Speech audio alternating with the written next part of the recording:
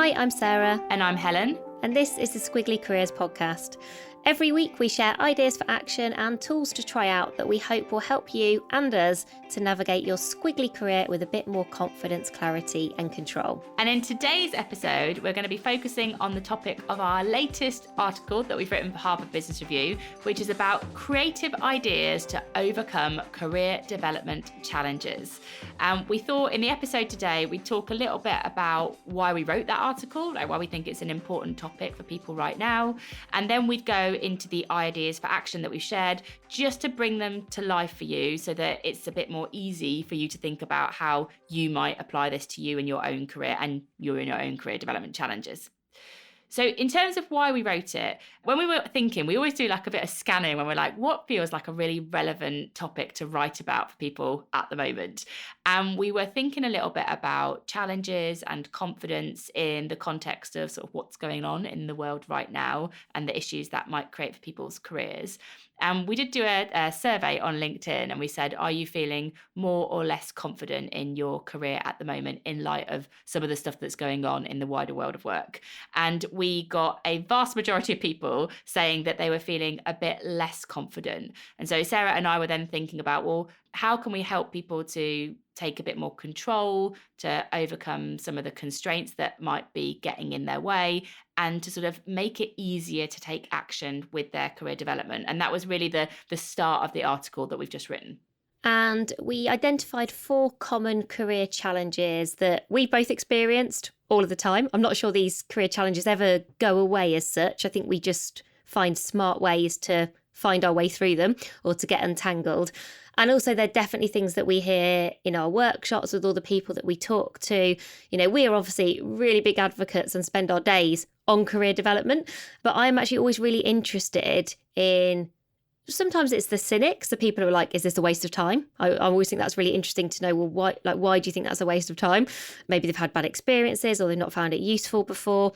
Or just when people are saying, well, this is all really good, Sarah, but I'm always really interested in like what comes after the but, because I think that's the almost like often the crux of the challenges, where if you can help people with the buts, it's like the first part's easy. When we're all feeling like we've got time, we're really motivated and energized, career development probably comes a bit more naturally. But this is sort of how do we keep it going even when times are tough? So these 4 challenges, we're just going to describe each of them and then we'll perhaps talk about the one that we're experiencing at the moment. And you can probably experience more than one of these at once as well. So there's the when challenge. And when challenges sound like, I'll get around to career development when I've got the time. And the career risk with this is your development feels separate from your day job. I think everybody will recognise this. You know, when I just finish this project, then I'm going to spend some time on my career, or I'm just going to get over this busy period, or just when life calms down a bit. We all like say those things. And the problem with that is I think we are always sort of just deprioritising our development. It just never kind of ends up rising to the surface. So that's the when challenge. Then you've got the who challenge. And that sounds like I don't have anyone who's helping me to develop my skills or just to help me develop. And the risk for our careers here is that you feel like your progression is dependent on other people. So again, it feels out of our control. Maybe we feel like we're waiting rather than creating in terms of our development. This could be because maybe you're in an organisation where you don't feel like you're getting the support you need. Maybe you've not got the best relationship with your manager. Maybe you hear people talk about this idea of things like mentoring, but you're like, well, how do I get one of those? Maybe that just doesn't feel accessible for you. So that's more about kind of having the right people around you. Then you've got the what challenge. And that sounds like, I'm not sure what to develop in. So this is really about, feeling like, well, everyone talks about upskilling and reskilling, and we all feel like this is important, but what do I actually need to learn? And the risk here is that if we keep searching for one right answer, it can stop you from getting started. So, the overwhelm gets in our way, and it means that we stall and get stuck. And then the final challenge is a where challenge. And that sounds like, there are no career development opportunities where I work, or maybe there are no career development opportunities like in the industry that I work in. And the risk here is that you feel really frustrated and you probably just lose a bit of motivation. You kind of lose a bit of your mojo along the way. So coach yourself question at this point, just to ask yourself, is which of these career challenges feels most significant for me at the moment? maybe there's one here that really stands out for you, or kind of maybe this feels like there's a couple of constraints getting in your way. So Helen, where would you be on those common career challenges? Any that stand out for you at the moment? I think I might have spent 12 months with one challenge and not really been that aware of it until kind of writing the article created a bit of clarity. And it's the what one for me. So I'm not sure what I want to develop in. In our end of year review podcast, I was sort of reflecting on stuff I'd learned this year. And I realised that in 2021, I did yellow learning. That was like a learning thing that I committed to and I really enjoyed because I did it with a small community of people and it was sort of a nice amount of learning for me to do and took my brain to a different place. And then I realised I've done nothing like that in 2022. I like being on a learning program because I find that I formally fit that into my like working week and I do it with other people that I enjoy meeting other people. And I was like, oh my gosh, I've gone through a whole year and I've not done that. And I didn't realise it at all. And I think part of the problem is I've kind of gone, oh, I might like to do something on behavioural science, or I might like to do something on psychology, or I might like to do something on design. But you know that searching for the one right answer stopped me getting started. That is exactly the challenge that I have faced. So as a result of one of the actions that we are going to talk through in a minute or two, I am going to find a bit of focus and I'm going to move that forward and stop looking for like the perfect solution for the thing I want to learn. What about you? Yeah, I really recognise that too. That sense of almost feeling like, I think mine might have come a bit, not from complacency, but from almost enjoying what I do.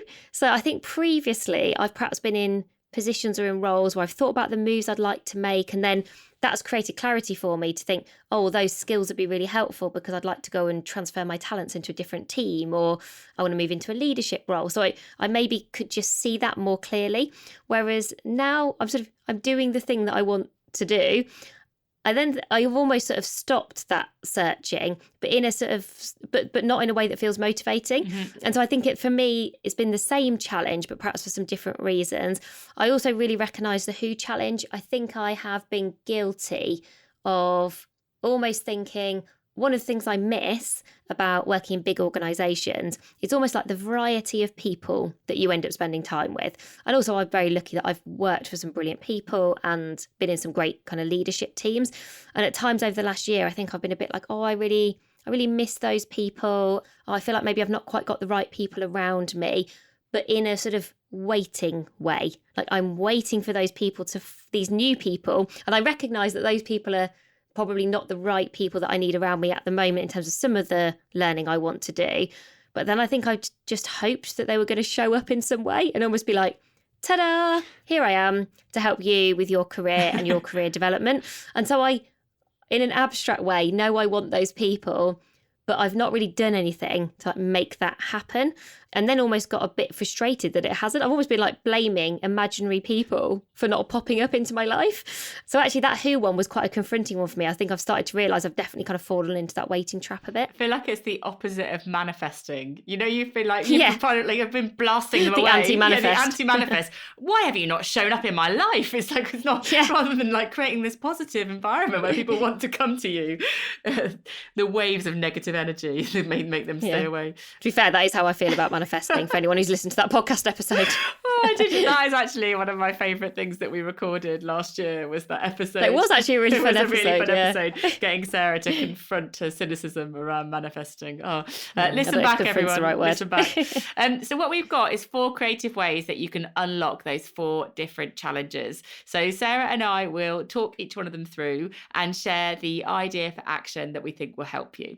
So the first one was that when challenge. So if your development challenge is about when you could do this stuff, then we recommend that you start with a 5-minute me map.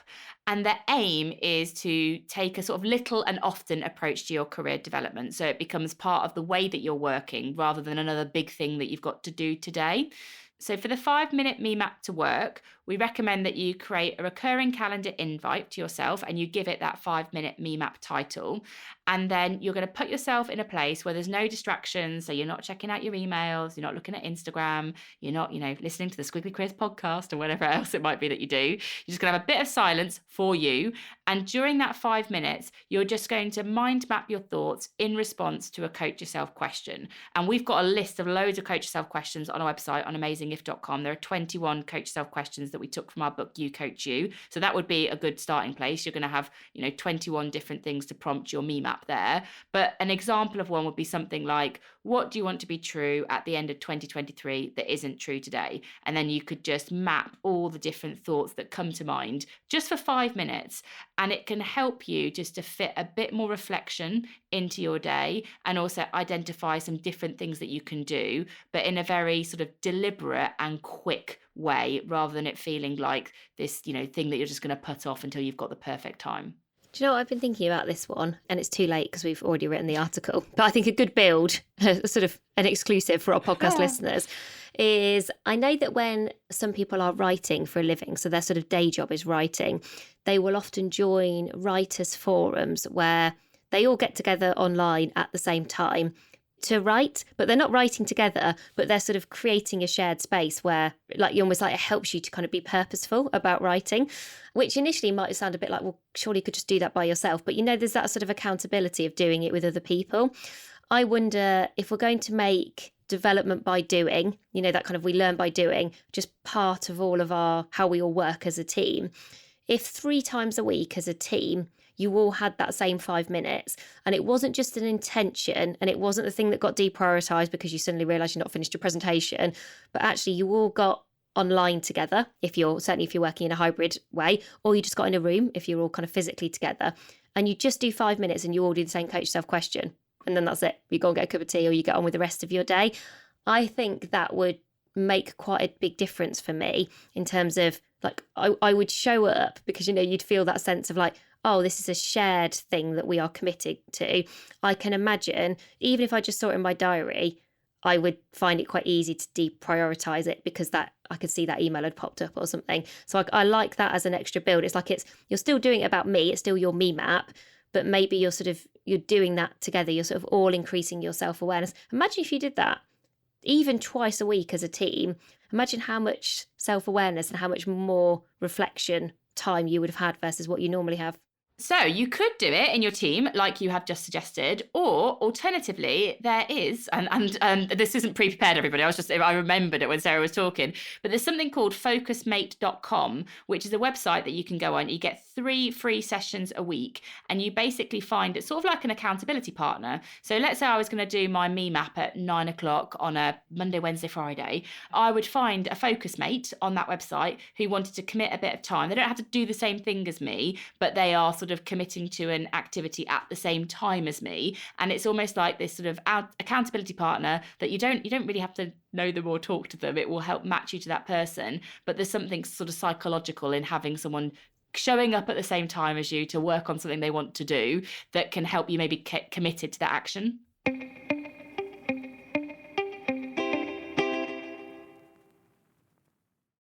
So idea number 2 is related to if your career development challenge is who. So that's the one that I described. I'd maybe kind of been guilty of just hoping this was going to happen. And the idea here is about increasing your sideways support. So not sort of hoping these people are going to appear, but actually thinking, well, what is it that you want to learn? And who else might want to learn that same thing as you? Who else might have those kind of same development needs, development priorities? And that might be in your organisation, that might be within your industry, or that just might be in the world. I think you can set your own context in a way that feels useful for you. So if I was going to do this, for example, because I was really challenging myself to think, right, okay, practice what we preach, like what would this look like for me? One of the things that I'm really interested in is this idea of good growth, of being purposeful as an organisation. So being able to combine purpose, planet, people, and profit. So all of those P's that feel very important. And I see that as like, that's good growth. Like that's where you're contributing in a really positive way as an organisation. So I would really like to create some connections with other people who feel that same sense of, oh yeah, that's what I'm trying to do. Like I think we are a mission-led organisation at Amazing If. We've got a very clear mission to make careers better for everyone. So I could think, okay, I am just going to put it out there. I could do it on something like going within Amazing If wouldn't be right for me because we're too small. It's not like when I worked in big organisations where I could have probably done this sort of thing internally. So maybe I'd put it on some WhatsApp groups that I'm already part of to say, oh, I'm going to set up a really small group of about 10 people who are all interested in ... does anyone fancy joining? I could put it on something like LinkedIn. I could connect it to some networks I'm already part of. And I would always keep it really small. I think I can imagine myself even saying something like, oh, I'm just looking for 10 people who would be interested in joining kind of an online group and maybe getting together virtually once a month to talk about how do you combine all of those 4Ps in a way where you can kind of lead and grow a mission-based organisation. And hopefully then people gravitate towards you because they feel that shared sense of purpose. And I think you can then start in a really easy way. I think those things can feel a bit intimidating because you might think, well, I want to learn that thing, so I don't know that thing yet. But you can just ask everybody, what's one thing they've read, watched or listened to that they've found helpful so far. You could ask, who do they admire? Who do they think are doing a really good job in that area?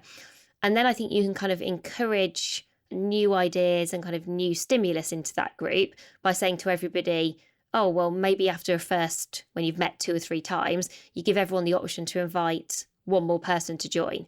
I think as long as you've got a super clear purpose, as long as you've been really clear about what you're hoping to learn, then it makes your ask very specific. So people will be able to easily opt in or opt out because they'll either think that's for me or that's not for me. So I would probably, even as I'm describing it to you all now, I'd probably be really clear about, I'm looking to connect with people who are founders of organizations, so people who've kind of started things from scratch, who are growing a purpose-led business and want to learn from each other and are very happy to kind of share and borrow brilliance. And I suspect if I put that in a few groups I'm part of and put that in LinkedIn, I would hope that some people might kind of put their hands up and go, oh yeah, I'm interested in that too. It reminds me a lot of the Authors Anonymous WhatsApp group that we are in, Sarah, which is definitely a sideways support group. So that is a group not set up by us, but from somebody who probably kind of had this same kind of instinct and idea a while ago for a community of people who were all working on a similar thing, writing a book, but who didn't individually have all the answers. And that has been an amazing sideways support group because there's a lot of generosity in those sort of groups. And there's quite a lot of openness and a little bit of vulnerability as well. And it's just a very, very different support environment than I would get from somebody that I would consider like my go-to guru. Like, if you're going to someone who's like in that example, someone who's who's published multiple books and is an expert in that area, I maybe wouldn't be as vulnerable with that person. And there maybe wouldn't be quite the same level of sort of generosity and sharing that there is in the sideways support group. So they're really powerful, whether you join one that exists or create one for yourself. So the third challenge was that what challenge, which is the one that I said was my priority to fix a little bit. So if your career development challenge is what, then what we recommend is you create your learning navigator. And this is what I'm going to do for myself so that I can find my focus for this year with my learning. So what this helps you to do is look at your learning from 2 different dimensions. So the first is all about knowledge and the second is about skills. So in terms of how this works, and it's a matrix, everybody, so we'll make sure we visualize. We've not actually had a matrix for a while, have we? The matrix is back. The matrix is back, and it's back in the article too. Like our matrix has been included in Harvard Business Review's Matrix Bank. It's very exciting. That's the sort of thing. I feel like that is literally only exciting for us, but we're very excited about it. That's the sort of thing like, our matrix has made it in my mind. So the way that this matrices work is on the knowledge, we want you to think about what's the knowledge that's relevant for your role today. So for me, for example, knowledge that's relevant for my role today is things that, there's some commercial stuff that I need to do. There's some management that I need to do. There's some business operations that's really useful knowledge for my role today. And then what's knowledge that's important for your future? So if I was to kind of think about where my career could go and how I could grow and different possibilities that I'm interested in, that might take me to a different place in terms of the knowledge that I might want sort of next for me in my future. So that's one dimension. So knowledge now and next. And then the other dimension is about skills that you need. So skills that are essential for what you do today. So that might be, negotiation, it might be leadership, there might be some technical skills that you really need to do what you do. And then there's skills that are nice. So things that you kind of maybe enjoy doing a bit more. Like you think, oh, these skills are important and I like doing them. Maybe like, I don't know, like storytelling, or like for me, design thinking. Like, I don't need design thinking for my job, but I do really enjoy learning about it. I enjoy learning about innovation practices, and I enjoy learning about how different technology platforms all work together. But that's a nice thing for me to learn.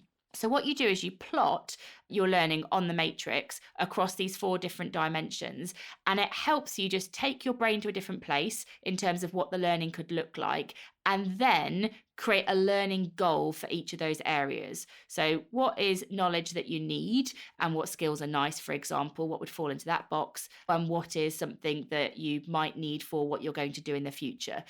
When you do this, what you'll end up actually is with 4 different learning goals, but those 4 different learning goals have got different focus for you in your career. And it's not that one is more important than any other. It's just trying to help you to think about you and your career, what you enjoy and where you are now and where you're going, and what is a learning goal that could support you.